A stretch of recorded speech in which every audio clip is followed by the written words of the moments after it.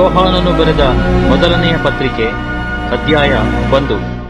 ಯೇಸು ಕ್ರಿಸ್ತನಲ್ಲಿ ಪ್ರಕಟವಾದ ನಿತ್ಯ ಜೀವದಿಂದ ದೇವರ ಸಂಗಡಲೂ ಜೊತೆಯ ಭಕ್ತರ ಸಂಗಡಲೂ ಅನ್ಯೋನ್ಯತೆ ಉಂಟಾಗುತ್ತೆ.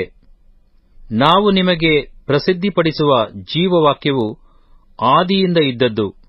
ನಾವು ಅದನ್ನು ಕಿವಿಯಾರೆ ಕೇಳಿ, ಕಣ್ಣಾರೆ ಕಂಡು, ಮನಸ್ಸಿಟ್ಟು ನೋಡಿ, ಕೈಯಿಂದ ಮುಟ್ಟಿದ್ದೇವೆ. ಆ ಜೀವವು ಪ್ರತ್ಯಕ್ಷವಾಯಿತು, ತಂದೆಯ ಬಳಿಯಲ್ಲಿದ್ದು ನಮಗೆ ಪ್ರತ್ಯಕ್ಷವಾದಂಥ ಆ ನಿತ್ಯ ಜೀವವನ್ನು ನಾವು ಕಂಡು ಅದನ್ನು ಕುರಿತು ಸಾಕ್ಷಿ ಹೇಳಿ ಅದನ್ನು ನಿಮಗೆ ಪ್ರಸಿದ್ಧಿಪಡಿಸುತ್ತೇವೆ. ನಾವು ಕಂಡು ಕೇಳಿದ್ದು ನಿಮಗೂ ಗೊತ್ತಾಗಿ ನಮಗಿರುವ ಅನ್ಯೋನ್ಯತೆಯಲ್ಲಿ ನೀವೂ ಸೇರಬೇಕೆಂದು ಅದನ್ನು ನಿಮಗೆ ಪ್ರಸಿದ್ಧಿಪಡಿಸುತ್ತೇವೆ. ನಮಗಿರುವ ಅನ್ಯೋನ್ಯತೆಯು ತಂದೆಯ ಸಂಗಡಲೂ ಆತನ ಮಗನಾದ ಯೇಸುಕ್ರಿಸ್ತನ ಸಂಗಡಲೂ ಇರುವಂಥದು. ನಮ್ಮುಭಯತರ ಸಂತೋಷವು ಪರಿಪೂರ್ಣವಾಗಬೇಕೆಂದು ನಾವು ಈ ಮಾತುಗಳನ್ನು ಬರೆಯುತ್ತೇವೆ. ದೇವರಲ್ಲಿ ಕತ್ತಲೆಯಿಲ್ಲದ ಕಾರಣ ನಾವು ಪಾಪವನ್ನು ಮರೆಮಾಚದೆ ಅದನ್ನು ಒಪ್ಪಿಕೊಂಡು ಪಾಪಪರಿಹಾರವನ್ನು ಪಡೆಯಬೇಕು.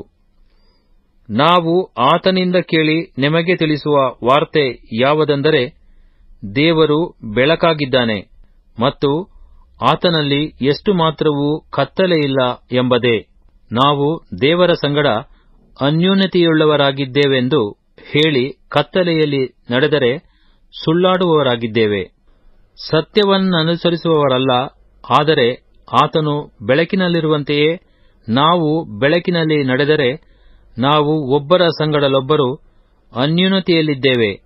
ಮತ್ತು ಆತನ ಮಗನಾದ ಯೇಸುವಿನ ರಕ್ತವು ಸಕಲ ಪಾಪವನ್ನು ನಿವಾರಣೆ ಮಾಡಿ ನಮ್ಮನ್ನು ಶುದ್ಧಿ ಮಾಡುತ್ತದೆ. ನಮ್ಮಲ್ಲಿ ಪಾಪವಿಲ್ಲವೆಂದು ನಾವು ಹೇಳಿದರೆ ನಮ್ಮನ್ನು ನಾವೇ ಮೋಸಪಡಿಸಿಕೊಳ್ಳುತ್ತೇವೆ ಮತ್ತು ಸತ್ಯವೆಂಬುದು ನಮ್ಮಲ್ಲಿಲ್ಲ.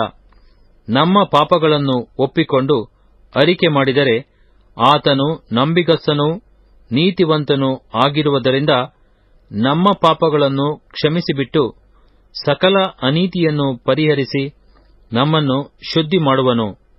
ನಾವು ಪಾಪ ಮಾಡಲಿಲ್ಲವೆಂದು ಹೇಳಿದರೆ ಆತನನ್ನು ಸುಳ್ಳುಗಾರನನ್ನಾಗಿ ಮಾಡುತ್ತೇವೆ ಮತ್ತು ಆತನ ವಾಕ್ಯವು ನಮ್ಮಲ್ಲಿ ಇಲ್ಲ.